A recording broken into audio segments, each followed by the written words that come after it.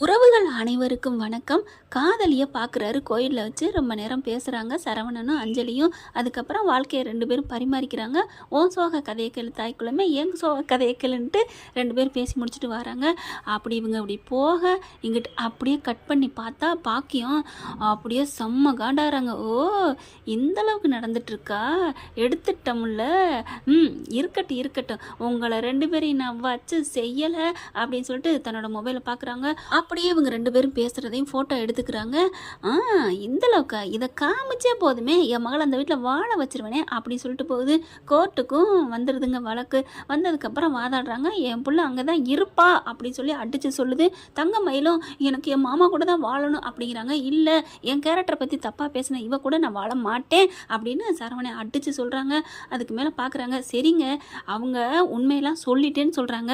அந்த ரோகிணி கதை மாதிரி தான் இங்கேயும் நடந்துட்டுருக்கு. நான் சொல்லலை, எந்த இதுவுமே நான் என்கிட்ட எதுவுமே அவள் சொல்லலை, எனக்கு தெரியாதுன்னு சரவணன் எங்கிட்ட புலம்புறாரு. நான் சொல்லிட்டேன்னு அங்கிட்டு புலம்புது பாக்கியம். ஆனால் ரெண்டுக்கு நடுவில் மாட்டிக்கிட்டு முளைக்குது தங்கமேலு. அடுத்து பார்த்தா நான் ஆதாரத்தை கொண்டு வரேன், இந்த பையனுக்கு இன்னொரு பொண்ணை கல்யாணம் பண்ணி வைக்க பார்க்குறாங்க அப்படின்ட்டு தன்னோட மொபைல் எடுத்து காமிக்கிறாங்க. இந்த பொண்ணு கூட இவர் பேசிக்கிட்டு இருந்தாருங்க. சிரித்து பேசினார். அங்கே பாருங்க, அப்படியே என்னம்மா தொட்டு பேசுகிறாங்க அப்படி இப்படின்னு சொல்ல பார்க்குறாங்க. என்னப்பா நடந்துட்டுருக்கு அப்படின்னு கேட்க, சார் இதில் என்ன இருக்குது, ஒருத்தவங்க தெரிஞ்சவங்க வந்தால் பார்க்க மாட்டோமா, பேச மாட்டோமா, இவ்வளோ கேஸ் நடந்துட்டுருக்கீங்கள நீங்கள் தொட்டு பேசுவீங்களா, இங்கே பாருங்கள் இதெல்லாம் தப்பு. நாங்கள் கோயிலில் ஒருத்தவங்கள பார்க்குறோம், முன்ன பின்ன தெரிஞ்சவங்க பார்க்கையில் நல்லா இருக்கீங்களான்னு கேட்குறதுல என்ன தப்பு இருக்குது அப்படின்னு சொன்னோன்னே அப்படியே பார்க்குறாங்க. சரி, உணவு இடைவேளைக்கு பிறகு அடுத்து பார்க்கலாம் அப்படின்னு நீதிபதி சொல்லிடுறாங்க. கீழே இறங்கி வந்துடுறாரு. சரவணன்ட்ட கத்துறாரு பாண்டியன். ஏண்டா எப்படா அந்த பிள்ளைய பார்த்த, எப்படா நடந்துச்சு, அப்பா அது வந்துப்பா அப்படிங்கல அப்படியே ஒரு மாதிரி ஆகுறாரு. என்கிட்ட சொல்ல வேணாமா, எப்படி வீடியோ எடுத்து வச்சிருக்கு பாருண்டா அப்படிங்கிறாங்க. அடுத்து இங்கே பார்த்தீங்கன்னா கோமதி இருந்துட்டு, என்கிட்ட சொன்னில்ல, ஏன்னா அம்மா கிட்ட சொல்லிடுறாரு இந்த மாதிரிம்மா அந்த பிள்ளைய பார்த்தேன்ட்டு. அதனால் என்ன பண்ணுறாரு, கொஞ்சம் தைரியமாக இருக்காரு. அப்பா கிட்ட சொல்ல மறக்கிறாரு. ஏன்னா அப்பானாலே ஒரு பயம் தானே. என்னை மன்னிச்சிருங்க, அவன் சொன்னான் இது ஒரு விஷயமா இப்படி இவ கேமரா பிடிச்சிட்டு வருவான்னு எனக்கு என்ன தெரியும் அப்படின்னு கோமதி சொல்லி சமாளிக்கிறாங்க.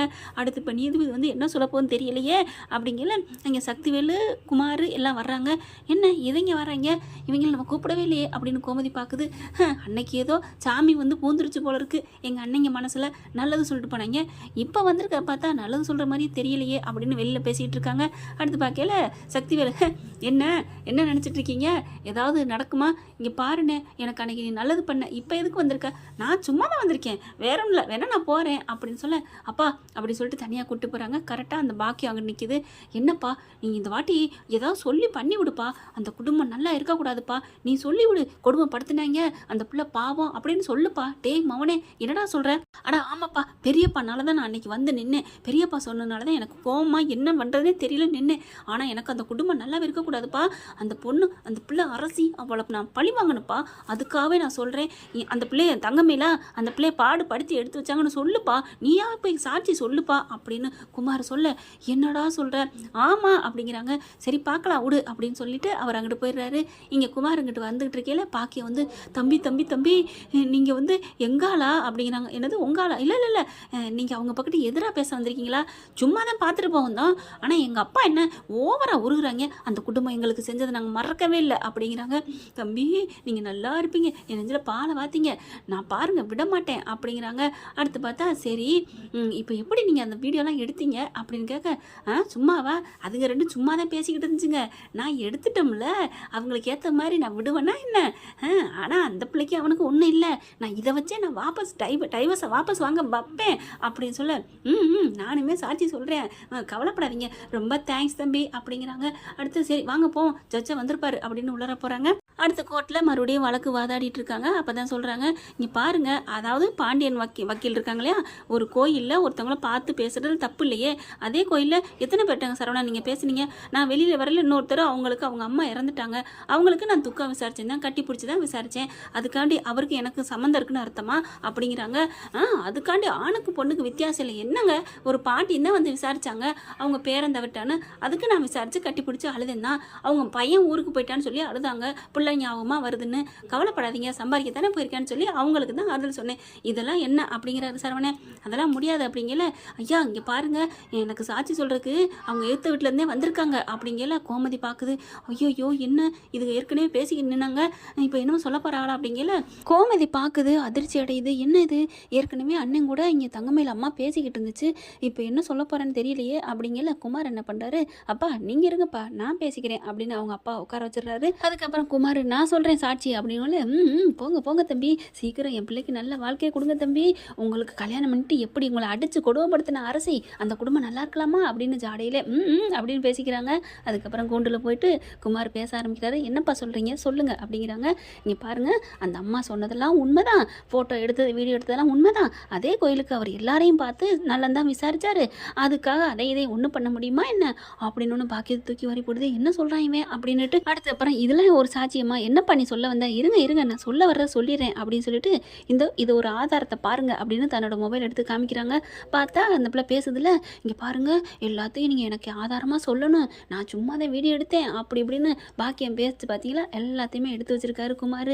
அதுக்கப்புறம் அதை பார்த்துட்டு, என்னம்மா இப்படிலாம் பேசியிருக்கீங்க, இதில் வேற நாங்கள் உலகமாக உத்தமைங்கிற மாதிரி பேசுனீங்க அப்படின்னு நீதிபதி சொல்ல, இப்படி பார்க்குது கோமதி. பரவாயில்லையே, நம்ம மாப்பிள்ளை நம்ம மருமைய அண்ணன் புள்ள நமக்காக பேசிட்டானே, நான் கூட என்னமோன்னு பயந்துட்டு இருந்தேனே அப்படின்னு குமாரை பற்றின மனசு எல்லாரும் மனசுலையும் நல்ல எண்ணம் வருது.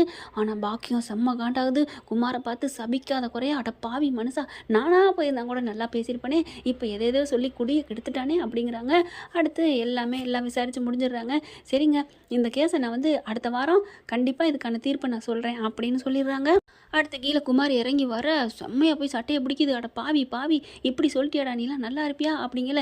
அடிச்சு கையை விடு, ஏன் பிள்ளையவா நீ பிடிக்கிறா அப்படின்னு தள்ளி விடுறாங்க. அதுக்கப்புறம் மௌனே என்னடா, நானே எதிர்பார்க்கல இப்படி ட்விஸ்ட் அடிச்சு விட்டேன். அப்பா அப்பெல்லாம் இல்லைப்பா, நான் பேசுனதுக்கு இப்போ பலன் கிடைக்கும்ப்பா அப்படிங்கல.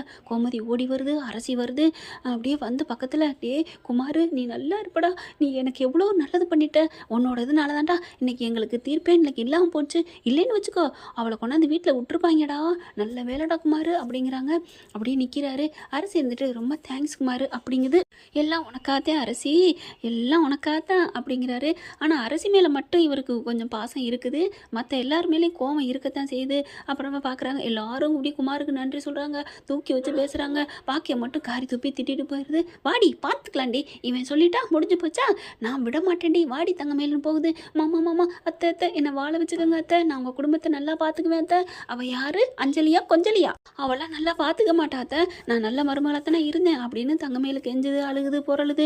ஆனால் வீட்டுக்கு வந்துடுறாங்க. வீட்டுக்கு வந்ததுக்கப்புறம் திட்டுறாரு. ஏன்டா சரவணா அந்த அஞ்சலி பிள்ளையை பார்த்தேன் என்கிட்ட சொல்ல வேணாமா அப்படிங்கிறாங்க. இல்லைப்பா பார்க்கல பாவமாக இருந்துச்சுப்பா, அதனால கொஞ்சம் பேசினேன்ப்பா. டே நீ ஏன் பேசின நான் கேட்டேன், என்கிட்ட சொல்லியிருக்கலாம்ல. சரி விடுங்க இப்போ என்ன அப்படிங்கிறாங்க கோமதி. ஆமாம் இப்போ உன் அண்ணன் மயம் மட்டும் சொல்லலாம் என்ன ஆயிருக்கும், சரி விடுங்க, எப்படியே அண்ணன் மயம் நல்லதானே பண்ணா அப்படிங்கல. அத்தை அப்படின்னு குமார் உள்ளார வராரு. வந்துட்டானே என்ன பண்ண போறேன்னு தெரியலையே அப்படிங்கிற மாதிரி பாண்டியன் பார்க்குறாரு. என்ன ஆனாலும் சரி அவளை நான் அந்த வீட்டுக்குள்ளே வர விட மாட்டேன் அப்படின்னு சொல்லிட்டு இருக்கல. என் குமாரை பார்த்தோன்னே வாப்பா வா அப்படிங்கிறாங்க. அத்தை மாமா நீங்கள் கவலைப்படாதீங்க, என்ன ஆனாலும் சரி நான் உங்களுக்கு ஏற்ற மாதிரி சப்போர்ட்டிங்காக இருப்பேன், அவள் அந்த வீட்டுக்குள்ளே வந்துருவாளா, உங்களை எப்படிலாம் ஏமாத்திருக்கிறா அப்படிங்கிறாங்க. அதுக்கப்புறம் தம்பி ஏதாவது குடிக்கிறியா அப்படிங்கிறாங்க. கொடுங்கத்த அப்படிங்கிறாங்க. போய் டீ போட்டு எடுத்துகிட்டு வா அப்படிங்கிறாங்களா.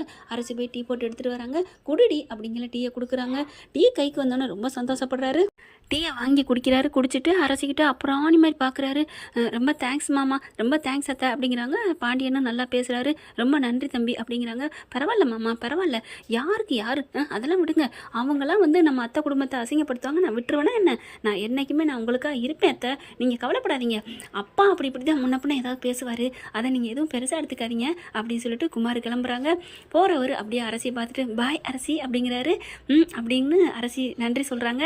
ஏன்னா உண்மையிலே அரசி மேலே லவ் இருக்குங்க. பார்க்கலாம் என்ன நடக்க போகுதுன்னு. தேங்க்யூ. இந்த வீடியோ உங்களுக்கு பிடிச்சிருந்தா தயவு செய்து லைக் பண்ணுங்க. இன்னும் அப்டேட்ஸ்க்காக சேனலை சப்ஸ்கிரைப் பண்ண மறக்காதீங்க. நம்ம கிட்ட இருக்க எல்லா சேனல்ஸோட லேட்டஸ்ட் வீடியோ அப்டேட்ஸ்க்காக மேல ரைட் சைடுல காட்டுற லிங்கை கிளிக் பண்ணி வாட்ஸ்அப் குரூப்ல ஜாயின் பண்ணுங்க. உங்களிடம் விடைபெறுவது நான் உங்கள் மெஹர்.